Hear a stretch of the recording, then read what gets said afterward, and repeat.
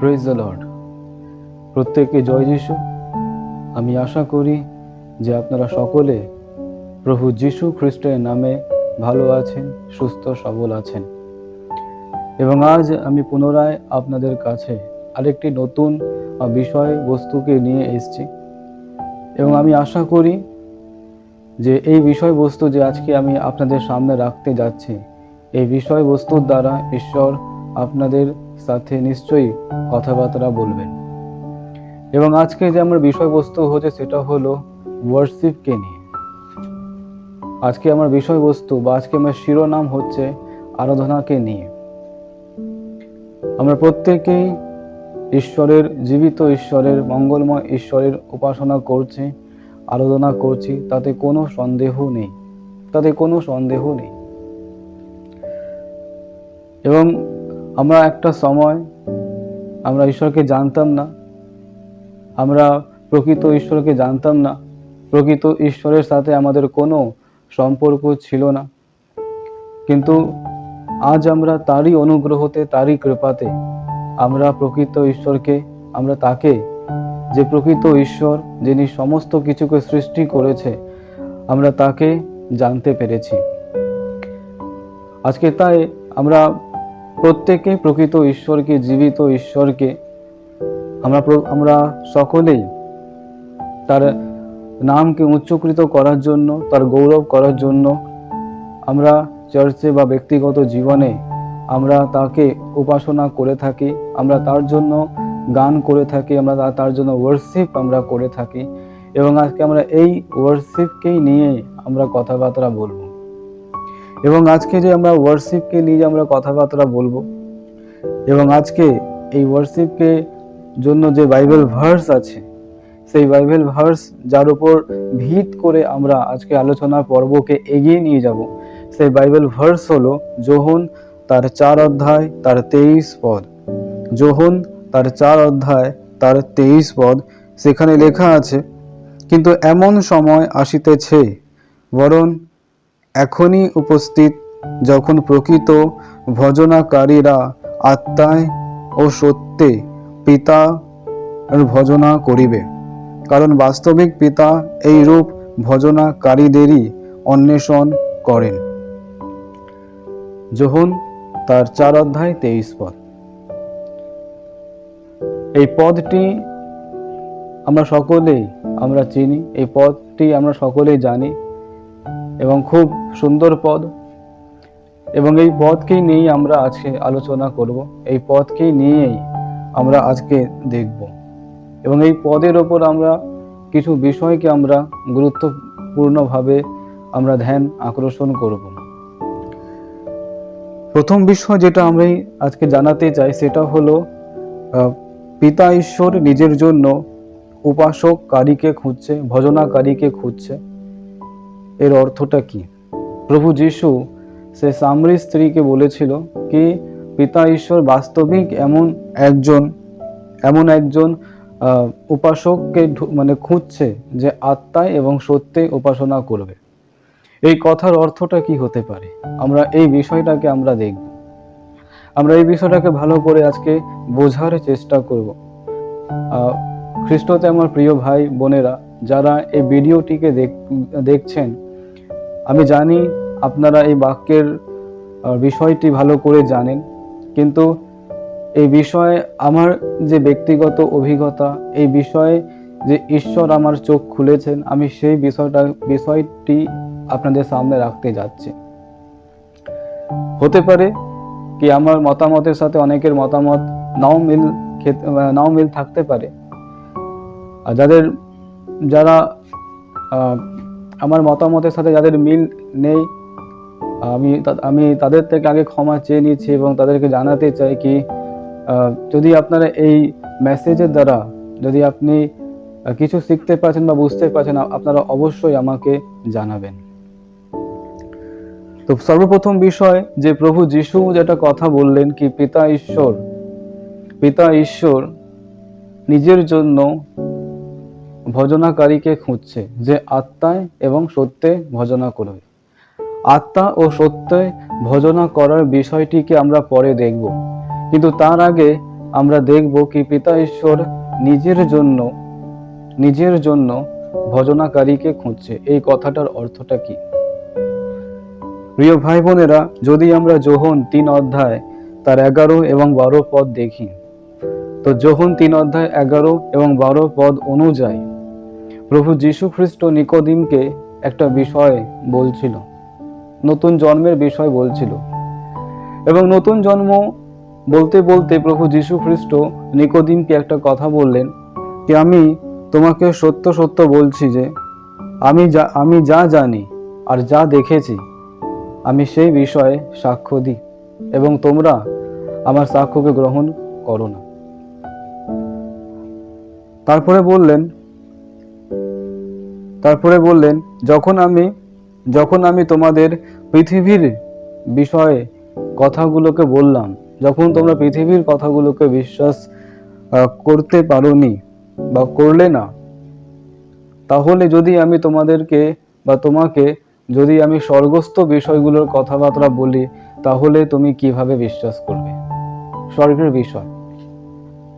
এই বাক্যের দ্বারা প্রভু যীশু খ্রিস্ট নিকোদিমকে একটা কথা এবং আমাদেরকে একটা কথা বোঝাতে চেয়েছেন, এবং তিনি বারবার বলেছেন কি তিনি পিতা ঈশ্বরের দিক থেকেই এসেছেন, তিনি স্বর্গ হতে এসেছিল, তিনি পিতার দিক থেকে এসেছিল। এবং যেহেতু পিতার দিক থেকে এসেছিল, স্বর্গ হইতে যেহেতু প্রভু যীশু এসেছেন, তিনি স্বর্গের সমস্ত বিষয়কে তিনি জানেন। স্বর্গে কি কি আছে না আছে সব বিষয়কে তিনি ভালো করে জানেন, এবং সেই বিষয়ে তিনি সাক্ষ্য দেবে বলছে, বা এরকম একটা উক্তি তিনি নিকোদিমকে বলেছিলেন। তা এখান থেকে একটা কথা বোঝা যায় কি প্রভু যীশু খ্রিস্ট যেহেতু পিতা ঈশ্বরের একমাত্র সন্তান, তিনি পিতার মনোবাঞ্ছাকে ভালো করে জানেন, তিনি পিতার ইচ্ছাকে জানেন, পিতার হৃদয়ের আকাঙ্ক্ষাকেও তিনি ভালো করে জানেন কি পিতা ঈশ্বরের হৃদয়ের মনোবাঞ্ছা কি, পিতা ঈশ্বরের হৃদয়ের আকাঙ্ক্ষা কি, তিনি কি ভালোবাসেন কি ভালোবাসেন না, তিনি সেই সমস্ত বিষয়কে ভালো করে জানেন। এবং তাই তিনি সামরিক স্ত্রীকে বলেছিল কি পিতা নিজের জন্য ভজনাকারীকে খুঁজছে, পিতা নিজের জন্য ভজনাকারীকে খুঁজছে। হালেলুয়া। পিতা নিজের জন্য ভজনাকারীকে খুঁজছেন। আমি আপনাদের জানাতে চাই কি আমাদের ঈশ্বর রাজাদের রাজা এবং প্রভুদের প্রভু, এবং যেহেতু একজন রাজা, আমাদের ঈশ্বর রাজা, তো তিনি সঙ্গীতকে ভালোবাসবেন। আমরা অনেক গল্প বা আমরা টিভিতে আমরা অনেকগুলো বিষয় দেখেছি কি রাজার রাজদরবারে সঙ্গীত নৃত্য এই সমস্ত বিষয় হয় বা হয়ে থাকে।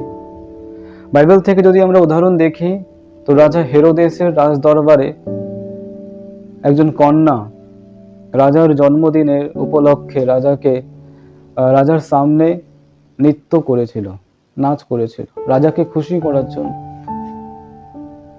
যদি পৃথিবীর রাজা সঙ্গীত ভালোবাসে, তো আমাদের ঈশ্বর তো রাজাদের রাজা, তিনি স্বর্গস্থ পিতা। তো ভাবুন, তো সেই রাজাদের রাজার কি সঙ্গীত ভালো লাগবে না? নিশ্চয়ই তার সঙ্গীত তার অতি প্রিয়। এবং আমি আপনাদের জানাতে চাই কি জীবিত ঈশ্বর যখন স্বর্গ এবং পৃথিবীকে নির্মাণ করছিলেন বা করেছিলেন, তো তিনি স্বর্গের মধ্যে দূতেদেরকেও নির্মাণ করেছিল, এবং স্বর্গদূতেদের মধ্যে অন্যতম দূত ছিল লুসিফার, এবং ঈশ্বর তাকে বিশেষ করে সৃষ্টি করেছিল যেন সেই স্বর্গদূত যার নাম লুসিফার সে ঈশ্বরের জন্য উপাসনা করুক, সে ঈশ্বরের জন্য সঙ্গীত করুক। এবং বাইবেলের মধ্যে আমরা দেখতে পারি কি বাইবেল অনুযায়ী দেখতে পারি কি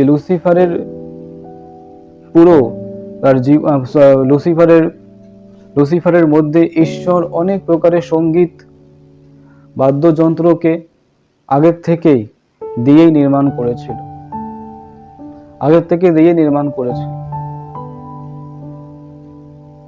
এবং সেই লুসিফার যে স্বর্গদূত ছিল, যে করুব ছিল, সে ঈশ্বরের উদ্দেশ্যে সঙ্গীত করত, গান করত। এবং লুসিফারের সাথে সাথে আরো অন্যান্য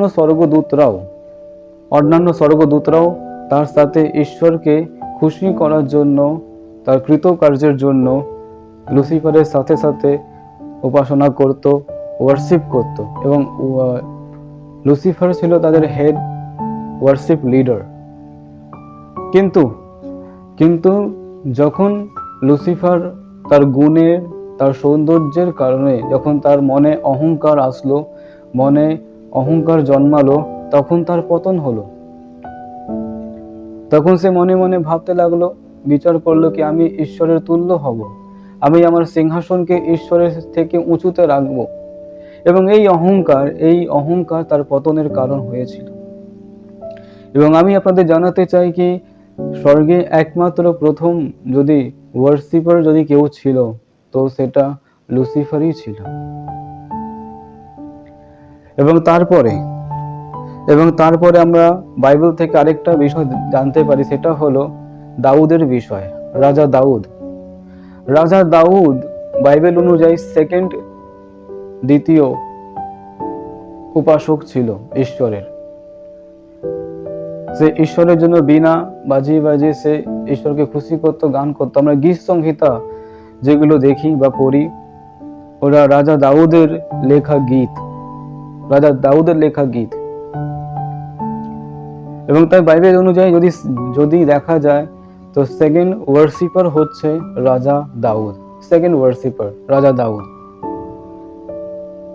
আরো অনেকে গান করেছে, যেমন মসির বোন গান করেছে।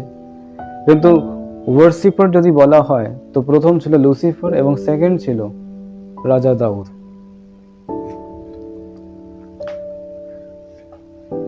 হালেলুয়া। কিন্তু যদি আরাধনাকারী হলে আর তারপরে বাইবেল যদি উল্লেখ করতো কি আরো অনেক উপাসনাকারী আছে, তাহলে প্রভু যীশু কখনোই বলতেন না কি ঈশ্বর খুঁজছেন, পিতা খুঁজছেন, তার জন্য প্রকৃত ভজনাকারীদেরকে খুঁজছেন। এই প্রকৃত ভজনাকারী আমরা হতে পারি, আমরা তৃতীয় শ্রেণীতে আসতে পারি। আমি এখান থেকে একটা গুরুত্বপূর্ণ বিষয় জানাতে চাই কি প্রভু যীশু একটা কথা বলেন কি পিতা ঈশ্বর নিজের জন্য প্রকৃত উপাসক বা ভজনাকারীদের খুঁজছেন।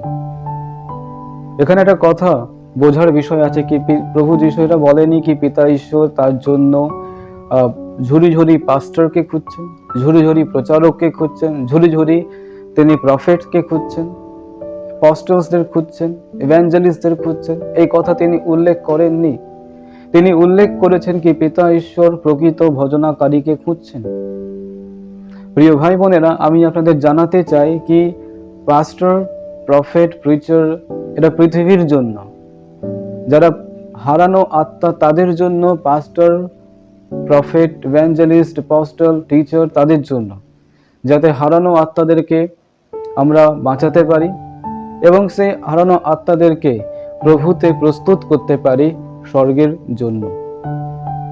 কিন্তু যখন আমরা সবাই স্বর্গে যাব, তখন স্বর্গের মধ্যে কিন্তু কোনো পাস্টর, কোনো প্রচারক, কোনো ইভাঞ্জেলিস্ট থাকবে না, কিন্তু স্বর্গের মধ্যে সকলেই আমরা ঈশ্বরের জন্য উপাসনা করব। তাই আজকে আমরা পৃথিবীতে আমরা নিজেদেরকে তৈরি করছি, প্রস্তুত করছি, যাতে আমরা সেখানে গিয়ে আমরা ঈশ্বরের জন্য উপাসনা করতে পারি, ঈশ্বরের জন্য আমরা আরাধনা করতে পারি। এই কারণে প্রভু যীশু বলছেন কি পিতা ঈশ্বর নিজের জন্য প্রকৃত উপাসককারীকে খুঁজছেন। হালেলুয়া। যদি ঈশ্বর আপনাকে পাস্টর বা প্রফেট বা ইভাঞ্জেলিস্ট বা টিচার বা অ্যাপোস্টল যদি হবার জন্য, মিশনারি হবার জন্য যদি আহ্বান করে থেকেছেন, তাহলে ঈশ্বর নিজেই করবেন। আমি আপনাদের একটা সাক্ষ্য বা একটা আমার ব্যক্তিগত জীবনের একটা বিষয় জানাতে চাই।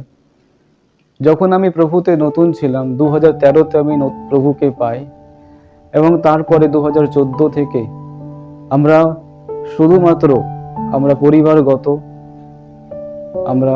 পরিবারগত শুধু ঈশ্বরের জন্য উপাসনা করতাম, আরাধনা করতাম। আমরা তখন কাউকে সুসমাচার দিতে শেখিনি, কিন্তু আমরা রোজ সন্ধ্যাবেলায় আমরা জড়ো হয়ে, পরিবারের লোকেরা জড়ো হয়ে আমরা ঈশ্বরকে, আমরা প্রভুকে, আমরা গানের মাধ্যমে তাকে খুশি করতাম, তাকে প্রশংসা করতাম, তার মহিমা করতাম। হালেলুয়া। তাই আমি আপনাদের উৎসাহিত করতে চাই কি আজকে আমরা যাতে ঈশ্বরের জন্য উপাসক হতে পারি, ঈশ্বরের জন্য আরাধনাকারী বা ভজনাকারী ওয়ার্শিপার্স আমরা হতে পারি। হালেলুয়া। এবং 2 নম্বর বিষয় যেটা আমি জানাতে চাই কি প্রকৃত ভজনাকারী যে আত্মায় এবং সত্যে যে ঈশ্বরের জন্য উপাসনা করবে, এর মানেটা কি? আশা করি প্রথম বিষয়টা আপনারা বুঝতে পেরেছেন কি পিতা ঈশ্বর নিজের জন্য উপাসক বা ভজনাকারীকে খুঁজছে। কারণ একমাত্র প্রথম ছিল লুসিফার, সেকেন্ড ছিল রাজা দাউদ। তারপরে বাইবেল সেরকম ভাবে উল্লেখ করে না। হ্যাঁ, অনেকে গান করেছে, মসির বোন, এরা সকলে গান করেছে, আরো অনেকেই গান করেছে। এবং পেন্তেকোস্তের দিনের পর সমস্ত দাসবৃন্দরা যারা ছিল তারা উপবাস সহকারে ঈশ্বরের উপাসনা করত। কিন্তু এই শ্রেণীটাকে আরো বৃদ্ধি হওয়া দরকার। আজকে তাই যাতে আমরা ওয়ার্শিপার হতে পারি। কারণ যখন আমরা পৃথিবীকে ত্যাগ করে যাব, তখন স্বর্গে কিন্তু আর কাউকে সুসমাচার শোনানো যাবে না, স্বর্গে কাউকে বাইবেল টিচ করা যাবে না। স্বর্গে শুধু একটাই কাজ, সেটা হলো ঈশ্বরের কৃত কার্যের জন্য তার মহিমা করা, গানের মাধ্যমে তার প্রশংসা করা ইত্যাদি। এবং 2 নম্বর বিষয় যেটা আমি জানাতে চাইছি সেটা হলো প্রকৃত আরাধনাকারী যে আত্মায় এবং সত্যে যে উপাসনা করবে, তার মানেটা কি? সর্বপ্রথম আমি জানাতে চাই যে আজ কিছু সংখ্যক বিশ্বাসীরা প্রভুকে খুশি করার জন্য আরাধনা করছে না বা করে না। তারা আরাধনা করছে শুধুমাত্র, ওয়ার্শিপ করছে শুধুমাত্র বিপদ মুক্ত হওয়ার জন্য। কারণ তাদের মনের মধ্যে একটা বিষয় আছে কি যদি আমি উপাসনা করি, যদি আমি ওয়ার্শিপ করি, তাহলে আমরা বিপদ মুক্ত হতে পারবো, আমাদের জীবনে কোনো রোগ, কোনো ব্যাধি, কোনো সংকট আসবে না। তারা ঈশ্বরকে খুশি করার জন্য নয়। তাদের মেন্টালিটি যেটা হচ্ছে কি গীত করলে, গান করলে আমরা আরোগ্য পাবো, আমরা সুস্থ থাকবো, আমাদের জীবনে কোনো রকম সংকট বা বিপদ আসবে না। কিন্তু ঈশ্বরকে খুশি করার জন্য কোনো প্রকারের উপাসনা তারা করছে না। তারা আতঙ্ক থেকে মুক্ত হওয়ার জন্য তারা ঈশ্বরের উপাসনা করছে।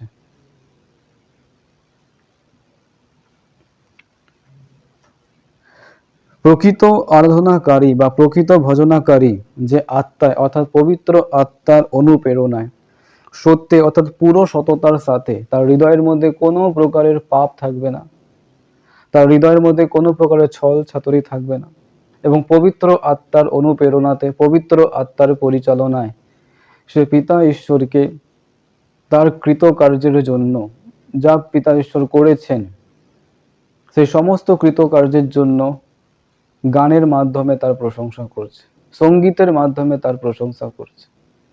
আজকে ইমাজিন করুন কি পিতা ঈশ্বর আমাদের জন্য, আপনার জন্য কত রকমের কি তিনি কাজ করেছেন। কত রকম বলাটা ভুল হবে, তিনি অনেক আমাদের জীবনে কৃতকার্য করেছে। এবং আমার জন্য সব থেকে গুরুত্বপূর্ণ বিষয় এটা কি তিনি আমাকে বাঁচানোর জন্য তার একমাত্র প্রিয় পুত্র প্রভু যীশু খ্রিস্টকে তিনি পৃথিবীতে পাঠিয়েছেন, যাতে প্রভু যীশু খ্রিস্ট আমার পাপের জন্য তিনি ক্রুশে মারা যান, কবরস্থ হন এবং তৃতীয় দিনে তিনি জীবিত হয়ে ওঠেন। এবং শুধু এটাই নয়, তিনি আমার জীবনে তার দিক থেকে পবিত্র আত্মাকে পাঠিয়েছেন যাতে আমি সত্যের পথে যাতে আমি চলতে পারি। হালেলুয়া। তাছাড়া তিনি আমাকে পৃথিবীতে রেখে, সুন্দর পৃথিবীতে আমাকে রেখেছেন। তিনি প্রতিদিন আমাকে নতুন দিন, সূর্য আমাকে দেখার সুযোগ করে দিচ্ছেন।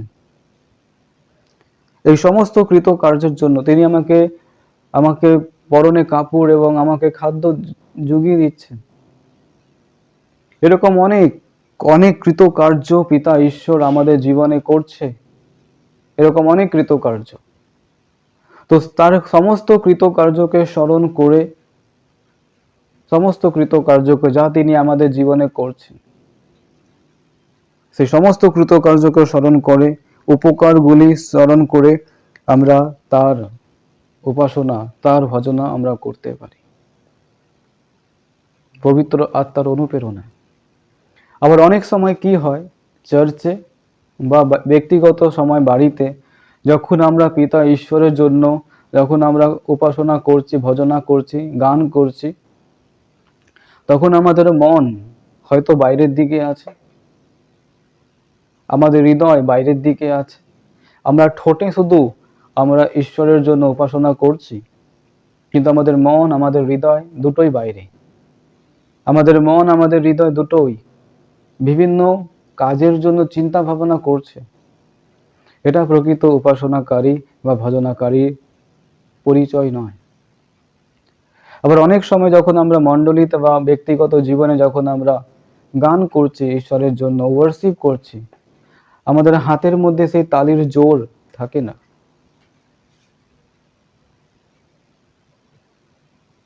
রাজা দাউদের বিষয় আমি যখন ভাবি, রাজা দাউদ সে ঈশ্বরের উপস্থিতিতে সে নাচ করছিল, এবং সে নাচ যখন করছিল তার শরীরের কাপড় আছে কি না এই সমস্ত তার স্মরণে নেই। ধরতে গেলে বা বাইবেল যেভাবে বলে কি সে উলঙ্গ অবস্থায় সে ঈশ্বরের জন্য উপাসনা করছিল, কারণ সে ঈশ্বরকে ভালোবাসতেন, সে প্রভুকে ভালোবাসতেন।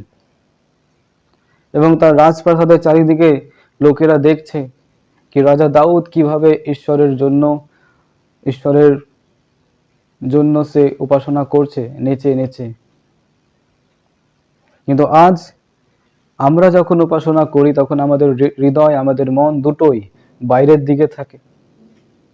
আগামীকাল কি হবে, বাড়িতে কাজ ফেলে এসছি। তো এই বিষয়কে প্রকৃত উপাসনা বা ভজনাকারী বলা হয় না। প্রকৃত উপাসনাকারী প্রত্যেকটা পরিস্থিতিতে তার মুখ থেকে শুধুমাত্র প্রভুর জন্য ধন্যবাদ এই শব্দটা বেরোবে। সবসময় ধন্যবাদ শব্দটা বেরোবে, প্রত্যেকটা সময়, প্রত্যেকটা পরিস্থিতিতে। সেই পরিস্থিতি খারাপ হোক বা ঠিক হোক, প্রত্যেকটা পরিস্থিতিতে ধন্যবাদ, এই ধন্যবাদ জানানোটা এটা উপাসকের একটা প্রকৃত পরিচয়। প্রভু যিশু হচ্ছেন উত্তম আদর্শ, যে তিনিও বাইবেলের মধ্যে তার প্রভু যিশুর বিষয়ে লেখা আছে কি তিনিও পিতা ঈশ্বরের উদ্দেশ্যে অলিভ পর্বতে, জৈতুন পর্বতে তিনি ওয়ার্শিপ করছিলেন। হালেলুয়া। এবং আরেকটি গুরুত্বপূর্ণ বিষয় আমি জানাতে চাই, এবং সেই গুরুত্বপূর্ণ বিষয়টি হলো, সবথেকে গুরুত্বপূর্ণ বিষয়, আমরা এই মুখ থেকে বা এই জিভ থেকে আমরা ঈশ্বরের জন্য উপাসনা করছি, ঈশ্বরকে ধন্যবাদ দিচ্ছি এই জিভ থেকে, ঈশ্বরের কাছে প্রার্থনা করছি এই জিভ দিয়ে, ঈশ্বরের কাছে ঈশ্বরের উদ্দেশ্যে গানও করছি বা সুসমাচার দিচ্ছি এই জিভ দিয়ে। কিন্তু এই জিভ দিয়ে আমরা আবার পুনরায় নিন্দা, সমালোচনা, মন্দ কথা বার করা ইত্যাদি আমরা এই একই জিভ দিয়ে আমরা করছি। তাহলে কি আমরা প্রকৃত উপাসনাকারী হলাম? প্রকৃত উপাসনাকারী তার মুখ থেকে শুধুমাত্র ধন্যবাদ আর ধন্যবাদ এই বিষয়কেই বার করবে। এই কথাগুলি চিন্তা করুন কি আজকে আপনি প্রকৃত উপাসনাকারী, প্রকৃত ভজনাকারী, পবিত্র আত্মা যে আপনার জীবনে আছে সে কি যখন আপনি এই সমস্ত বিষয়গুলোকে করছেন, মুখ থেকে নিন্দা বার করা, সমালোচনা করা, মন্দ কথা বলা, তখন কি পবিত্র আত্মা আপনাদেরকে বলে না? তখন কি আপনার মনের মধ্যে একটা হচপচ বা আপনার মনের মধ্যে একটা গিল্টি ফিল হয় না? প্রকৃত উপাসনাকারী আত্মায় এবং সত্যে সে ঈশ্বরকে উপাসনা করবে, পবিত্র আত্মার অনুপ্রেরণাতে উপাসনা করবে। হালেলুয়া। আজ তাই আমি আপনাদের উৎসাহিত করে জানাতে চাই যে ঈশ্বরের সেই সমস্ত কৃত কার্যগুলোকে স্মরণ করুন যা ঈশ্বর আপনার জীবনে করেছেন, এবং পবিত্র আত্মার অনুপ্রেরণাতে সব সময় পিতা ঈশ্বরের জন্য ওয়ার্শিপ করুন। পিতা ঈশ্বর যে আমাদের রাজাদের রাজা, প্রভুদের প্রভু, তার উদ্দেশ্যে গান করুন। প্রকৃত উপাসক, প্রকৃত ভজনাকারী হন। এই মুখ থেকে, জিভ থেকে কেবলমাত্র ধন্যবাদ, কেবলমাত্র পিতা ঈশ্বরের জন্য প্রশংসা আর প্রশংসাই যাতে বেরোক। নিন্দা, সমালোচনা, মন্দ কথা যাতে না বেরোক, কারণ আমরা এখান থেকেই আমরা তার উদ্দেশ্যে গান করছি, তার কাছে প্রার্থনা করছি, তাকে ধন্যবাদ জানাচ্ছি। আমি আশা করি যে আপনারা এই দুটো বিষয়কে বুঝতে পেরেছেন। প্রথম বিষয় আমরা দেখলাম কি পিতা ঈশ্বর নিজের জন্য ভজনাকারীকে খুঁজছে, এবং দ্বিতীয় বিষয় দেখলাম আমরা কি আত্মা ও সত্যে ভজনা করার অর্থটা কি। পিতা ঈশ্বর আপনাদের প্রত্যেককে আশীর্বাদ করুক, আর এই মেসেজের দ্বারা ঈশ্বর আপনাদের চোখকে খুলুক, এটাই আমার প্রার্থনা। প্রভু যিশুর নামে আমেন। প্রভু আপনাদের প্রত্যেককে আশীর্বাদ করুক।